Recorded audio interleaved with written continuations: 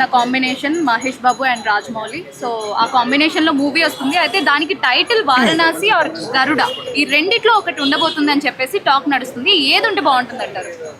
మనం వారణాసి అని చెప్పేసి ఇంతకుముందు చాలా విన్నాం. మనం గరుడ అనే పదంలోనే ఒక ధ్వంసమైన శబ్దం ఉంది కాబట్టి గరుడ అనే టైటిల్ పెడితే నాకు తెలిసి బొమ్మ బ్లాక్ బస్టర్ హిట్. ఎందుకనంటే మనం సినిమా ఏ రేంజ్లో తీసినా సరే టైటిల్ మ్యాటర్. అక్కడ టైటిల్ బాగుంటే లైక్ మహేష్ బాబు తెలివనోడు కూడా వచ్చేస్తాడు. అర్థమైందా?